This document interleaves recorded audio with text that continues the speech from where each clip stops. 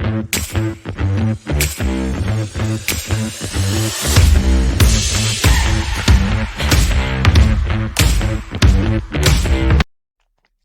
guys, welcome back to another episode of the Resilient Lounge. With me today, I have one of the co-founders of 4XTC, Lea Wang. Lea, welcome to the Resilient Lounge. Thank you, Emma, for having me here. Lea, I want to know, where are you originally from? I was born in China. Yes, I'm a Chinese. Okay, lovely. And then how did you end up in Cyprus? That's a very pleasant coincidence, I would say, because even though I was born in China and I went to Finland to study for my bachelor and master degrees. I stayed there for 5 years. There, as international students, we were living in a student dormitory in a small neighborhood. And for the first year, when we just went abroad and we Chinese like to hang out together, so I usually go to my Chinese friend's place to we cook and play together. And usually I would cook some like Chinese meal to make everybody feel like home. And sometimes we would invite their like European roommates. So since the time goes by, we were busy and we lost the contact with each other for the next few years. And one day when I was just really looking for a job anxiously online, because otherwise I can't renew my student visa and I have to go back to China. And then I suddenly received a LinkedIn message popped out. Hey, we got a job vacancy in Cyprus. Do you want to try it out? I first thought, is this real? Because Cyprus, I'm not sure where is it. And who is this guy? And I checked his profile picture. It looks like a hitman. I was like, is this kind of scam or what? And could it be dangerous? And then I think, okay, so that is actually the roommate back then of my schoolmate. Yeah, and then I went for the interview and eventually I got a job. So that's how I came to Cyprus. My Chinese cooking kind of opened the door for me. Yeah, oh my God, that is so interesting. Wow, so when you went to Cyprus, what job did you get into? Actually, I started as account manager in a fintech company, financial technology company. Again, back then I still have no idea what is financial trading, what is account manager, or even what is financial technology. I have no clue about anything. But since I was like young graduate, and back then, to be honest, any type of job is fine for me, and I don't mind to learn everything from scratch. And actually, on the contrary, I'm quite excited to learn about a new industry and to learn about different positions. Okay, what did you study? I studied international business. So initially, I never thought that I would get into this industry, our first trading industry, because initially I was more expecting me to be on a international trading, import, export, or logistics, such things. So even I found some internship based on that, hoping I could develop my career to that direction. But here I am. Yeah, you just like accidentally fell into the industry, but it was basically your ticket out to get into another country in Europe or whatever. How it's being an expat in Cyprus? To me, I find it really fascinating because first of all, I like changes. I don't like something that is steady and I can expect myself 10 years doing the same thing. Back then, when I moved to Finland, it's already a big change to me. And then when I decided to move from Finland to Cyprus, again, I have nothing to expect. I don't know the climate, I don't know the language, I don't even know where it is. But I just wrapped my package and came here. Then I found here is like really lovely island. The climate is really nice, very warm. Well, though I would prefer the Finnish cold weather. I'm a strange person, I would say. But here, I would say people are really nice. And the working environment is also quite friendly for us foreigners, I would say, because first it's about the language. Yeah, not like in Finland or in Nordic countries, people speak English. However, the working language usually is their mother tongue, either Finnish or the Swedish, etc. But in Right. Cyprus, I at least I find it quite easy just to survive with English. And of course, Yeah. if people speak a little bit additional language, that's even better, and you have more advantage. Do you have a community of Chinese people in Cyprus? I do believe, yes, especially in Paphos area. I think there used to be a lot of Chinese, but people are in different industries. Yeah, tourism, Okay, good. etc. Yeah. Mm, Yeah. yes. Lea, before obviously going into to Cyprus, you started your career as a project coordinator, right? Was that in Cyprus or was that somewhere else? That was in Finland, actually. Yeah, that was Okay. also kind of internship that I created the opportunity by myself. Because back in Finland, it was actually quite difficult for Asian students to find internship or to find a job, which I totally understand because, come on, we're in Europe. And in Mm. Finland, most like international students, they are also from European countries. And they are really amazing, I would say, because everybody somehow I know can speak 4 or 5 languages. So for Yeah. us, we can only speak English. It's not having any other kind of advantage. Back then, I really love Finland and I would like to stay. So I want to get an opportunity to find an internship, then potentially a job. After I have applying for jobs constantly, but never or rarely get any reply, I actually made a list of the companies that I think could be relevant to my educational background. And then I just Okay. walked into the company, knock at the door, and then introduced myself. Hey, Wow. this is Lea. I would like looking for an internship and what I'm good at and what I'm studying. Can you give me this opportunity? So in the end, I'm not sure. I moved that owner or my courage or surprised that owner. He actually created this opportunity for me. So yeah, I stayed there. So like you open doors for yourself and I love that. That's very bold of you. So Leah, can you share a bit about your journey of becoming a co-founder of Forex TC? Actually, I've always have this, I wouldn't call it a dream, but I have a thought to having my own business one day, but I just didn't know when and what. But then, since I have been working in the industry for a decade, during these past years, I've been working in different companies. Some of them are from the provider side, like fintech. Some of them are from the broker side, from the client point of view.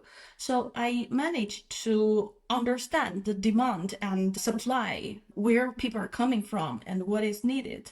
Then I've also managed to, being quite lucky, knew a lot of people and expand my network from our industry. And then also, personally, I'm more like people like to helping others just out of my heart.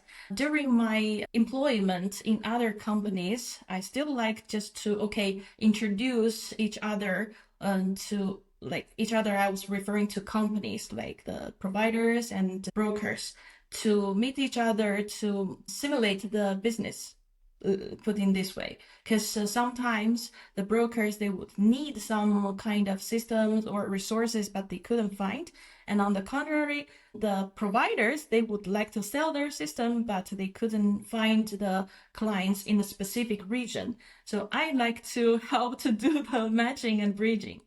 That was just for out of my own initiative and as a friendship thing, a gesture. Yeah. Yeah. Yeah. But then once since I was doing this and more people feel like, okay, Leah is quite good at doing this and she's trustworthy. So they like to come to me when they have such kind of needs. So one day I was thinking, okay, I've been doing this for the past so many years, why don't I just make it like something on my own and make it a business? So everybody can like actually benefit from my network and my knowledge. So that's how I actually started for XTC. Yes, because for XTC, we are a fintech consulting company. Okay. What we do is, on one hand, to provide all the like technical related support for the brokers, And on the other hand, we help to bridge and map the resources within our industry to help the providers find the clients and to help the brokers to find the different resources they would need in the whole brokerage lifecycle. So basically, like a middleman and a consultancy bridging between people networking specific services to another company and whatnot. Yes, that's part of it. But what our team is specialized is about helping brokers to manage their technical system. It's like acting as an external IT team for them. Okay, interesting. I love that. Okay, so how obviously you came into this idea because you felt like you wanted to help people and you obviously made a whole business around this aspect. Talk to me a little bit about being a business owner. Were you, did you find it frightening to start something up on your own, especially in a country that you're not from? You're from a completely Mhm. different country, you're in the European Union. How was that for you? So having my own business, so far at least, I have to say it's quite exciting, and I'm not feeling afraid or nervous about it. Also, even though I'm a Chinese and I'm in a foreign country, however, I didn't feel any limitations because of my nationality or my where I am from. But because of this, actually, I see it as an advantage because there are not so many Chinese, to be honest, speaking English and Correct. from our industry that can have this kind of resource and network to help people. Yeah. I feel quite happy that I could be the, let's say, the middleman that can help bridge up the Chinese speaking community and the English speaking community. Because in our industry, the business is quite international, and there are Mhm. always having providers from the European or the mature market would like to enter the, let's say, emerging markets, for example, the Chinese speaking market. Having me here, actually, I got a lot of such requirement and demand for such help and assistance. That's why I think so far I've been doing quite well because people keep on coming to me other than I actually have to go out and do the cold sell, hey, what we do, who we are. That's perfect. You've won business when you don't have to reach out and do the cold calling on your own. So that's great because you've basically branded yourself well enough for people to come and find you. And that's the best business that marketing, in a sense, can happen for your business, which is great and well done to you. As a female leader in a traditionally male dominated industry, what challenges have you faced all these years? This is quite interesting because, to be honest, from my leadership this year, I've been working in different companies and having working closely with different owners, company owners, or the C-level managers. They're all from different backgrounds, some educational background and a cultural background. Some of them are from Western Europe, Eastern Europe, Middle East, Southeast Asia, and Asia, like China. Everybody has different mentalities and a cultural or business preference background. But so far, I've actually never felt any challenges or feeling I've been disadvantaged being a woman in a leadership role. And it's Great. quite opposite. Yes, for all the people I've met, especially the managers or the company owners, they've been really supportive. But again, I'm not sure, but potentially this is not really because of what I am, like what's my gender or where I am from, but it's because they know what I can do and they know my Yes. capabilities and they know, yeah, they can feel safe to give the business to me and give the team to me. Also, the same happened for the teams that I've been leading because most of the time I build the teams from scratch and train them and then slowly grow them and work together with them. Quite often, I also have like team members who are older than me. And again, for sure, they're from different countries. And some of them, they even have more experience than me in this forex trading industry. But again, I've been working quite nicely with them. We always coordinate pretty well and they do respect me. Even though sometimes we have different opinions, but I do welcome those brainstorm. I wouldn't think Right. or treat that as challenges. Of course, there are some like funny times, but really rare. I've experienced some elder European men that telling me to my face that, "Hey, Leah, you are a young Asian woman. You don't deserve your salary." And I got this, yeah. And sometimes Wow. other from, yeah, from a different cultural people and also elder than me telling me during our like performance review, which I have to do one-on-one performance review to them when I point out their like mistakes or how they can improve. And they were telling me, they were feeling offended, were telling me that, "Leah, I'm treating you as my daughter, so you shouldn't giving me this attitude. But No. work is work. You can treat me however you prefer, but we're talking about the professional business life, right?" But again, these are the just some funny experience. Yeah. I wouldn't feel them like offensive or anything because again, I know what I can do. I know what I'm capable of, and I know I'm here taking this position because of my capability and the value I Skills. can Yeah. create for the company and the team, not because okay, I'm young or I'm Asian or I'm a woman, Yeah. right? I love that. That's a very powerful message as well, that it's not because you're young or Asian or a female that you don't deserve specific things that a male person could deserve, because that's not the case. If you're knowledgeable, Exactly. skillful, and you're ambitious and you have a drive and all of that, I don't see why not be in the positions that to do these. I don't think Exactly. gender has anything to do with it. But because our industry is male dominated, we do have to put our foot down sometimes. And I think that when we as women project confidence and like dominance, they don't step all over you. And I think when you have that type of aura around you, people do tend to respect you. But yeah, I think this is, and every woman I know in this industry is not someone to be stepped on. They are not. Yeah. Leah, how do you balance demands of professional life and work life? That's actually, I'm glad you asked about this because to be honest, when I just started work for the first few years of my career, there's no balance at all. Mm. Everything because I got so passionate about this new industry, about this new job. So everything for me is only work. I used to work every day, maybe 18 to 20 hours a day. I barely sleep. Really?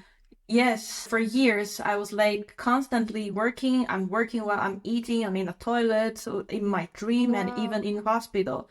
So constantly nonstop and forget about those holidays or weekends, etc. In this situation, I also, of course, didn't have any time to spend with my parents, which still in China. I didn't talk to them and I didn't have time to spend with my friends. They always care about me. "Hey, Leah, what's up? How are things going on your side?" Yeah. I didn't have time to reply to them.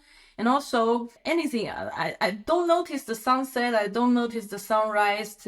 For me, just laptop and the monitors. And then this really damaged my health. And I had serious health issues, both physically and mentally. So I was actually put in hospital and did a very big surgery. So after the surgery, when I woke up, I'm lying on a hospital bed full of the pipes and needles everywhere, and I can't move. And knowing my parents and my family, they were like really heartbroken. Until that moment, I realized, look, I've spent every time on chasing the work, but my parents are getting older. Since when their hair are all white, I didn't know. And my friends, they have babies and they have good news. They got married. I didn't manage to participate. And yeah, even myself, I've been chasing after work, and here I am. So after that, I really had a new, the way how I look about life is totally Yeah. different. So now I really am trying my best to give some time for me and for my family and to enjoy the nature, to breathe and to enjoy the nice smell from the flowers, etc. So yeah, it's really important to know how to Yeah, relax. Mm-hmm. and balance the work and, your life. Exactly. Yes. It is the hardest thing, but it's also very hard when you are yourself a business owner as well. But generally, I do feel work-life balance is something that needs to be taken in major consideration. And I think Definitely. when the lockdown happened in 2020, people Mm. started realizing that I can have a work-life balance, work from Yes. home or hybrid and stuff like that. It's Mhm. basically woken up a lot of people that they were possibly burnt out for a long time and they didn't Mhm. realize that they were burnt out. Yes. Um, and so taking a hybrid roles or whatever does tend to be better for a person physically, mentally, emotionally, and all of this stuff. And it's great that it was bad that obviously you had to go through that, but Mhm. I guess if you didn't go through it, you would then continue burning yourself out. So Exactly. it's sad, but at the same time, it's good that it happens. And a lot of people fall Mhm. trapped to this because burnout doesn't mean that it's you in the hospital on a hospital bed and everything. Burnout can be anywhere between falling into depression or breaking Mhm. out in spots or whatever, gut issues, so many different things. And our industry as well is very demanding. And it's a highly pressured industry, job, and all of that. So people need to understand and know when to stop working, when to sit Exactly. back and enjoy life, and when Mhm. to work proper normal hours and everything. It's a Mhm. hard balance, but you need to find a happy medium, right? Definitely, because to be honest, we can be passionate about work. We can really like our work, but work is just part of our life. It shouldn't and it couldn't be Yes. the full of our life. And as a leader or the manager, I think it's very important to empower our people, our team, so everybody work together, contribute to the same project or to the same goal. So everybody would contribute to that, what they are good at, and make everybody can have actually time to relax instead of one person like going on fully constantly. Yeah, 100%. Yeah. Lea, who was your source of inspiration throughout your career? I've tried to learn from everyone I met in my career because everybody is quite different. They have different background, education, and what they're good at. So I'm always trying to find some inspiration from different people. But there are indeed, I would say, two people that has been inspired me a lot for my career and my mentality during Okay. the work life. One is the first, I would say, my supervisor when I just started working in Cyprus in that fintech company. He is the one that I met so far the most humble, knowledgeable, and sincere person, manager, I would say, I have ever met. Back then, he Mm. was already at the sea level. However, he always take time and being very patient to explain to people, even the newbies like us, about all those terminologies, etc. Because yeah, of course we can learn by ourselves, but there are the point that you can't just by read, you can't understand just by reading or asking others. But quite a lot of time when you ask some other seniors, they were busy with their own things. They may say, Yeah. "Okay, just give you one sentence, and then you try to figure it out, the rest." But that's quite difficult for um, the newcomers to the industry because what they have is just the knowledge are just the little dots. Yeah. We can't picture them as a whole logical thing. However, with this manager, he been really patiently and systematically trained and guided us in a very simple way. This is one thing. And another thing is about the personality, because he has been like respectful for people from deep heart, no matter if it's the owner of the company, the board members, or if it's the cleaning lady. Because I do met a lot of people that, okay, they would be more passionate about the senior people, but when it comes to people under them, or not like a commercial kind of position like the chef, the cleaning lady, they would tend to giving some attitude. But for this person, my supervisor, I learned that respect is equal to everybody. This also really like embed in my character now. Always try to be fair and respectful to everyone. Yes. I love that. Yeah. I was also on a podcast with a huge HR based out in Cyprus, and we were talking about how important it is to have a supervisor early on in your career. As I was saying to her as well, like I learned so much from my supervisor when I first started out in HR. And if it wasn't for that woman, I don't think I would have been as good as I was in HR back then.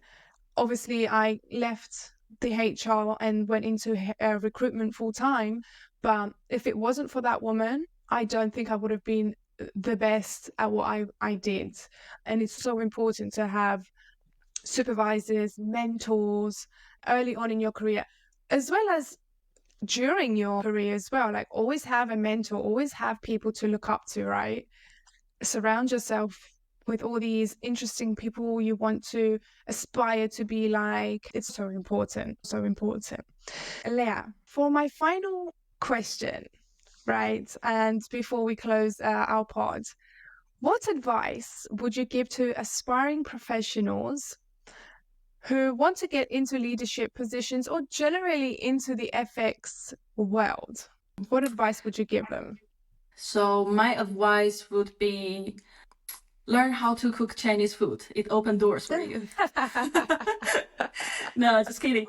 I wouldn't say I would give advice, because to me, even I have my own business, but still compared to other senior people, I'm still new. But I do have some suggestions to the upcoming leaders, and especially in our FX industry, is potentially similar as I mentioned before, focusing who you are, like what skills you would like to improve, what knowledge you would like to gain, and what kind of leadership characters you would like to have, and work on these, other than focusing too much on what you are. What you are, I was referring to, okay, our gender, our skin color, and which country we're from, even what school we're from, etc. Because those, quite a lot of time you can't change them, but instead of spending time, okay, mourning about something you can't really change, you'd rather spend this like effort and energy to improve yourself, make yourself like worth what you are getting. This is one thing. And another suggestion I would give is, again, a team, a group of people's power is always much powerful than one single person. As a leader, we don't have to be the most smart or the most knowledgeable among the group of people. What we can do is to aggregate and leverage everybody's strengths and make the efforts together to achieve the goal more efficiently. So don't be afraid to hire smarter and better people to your team. Yeah. I love that. Don't be afraid to hire smarter and better people to your team. Love that, because people feel threatened to hire smarter people than them in case they get replaced and all of that. But the juice here is always hire smarter people than you.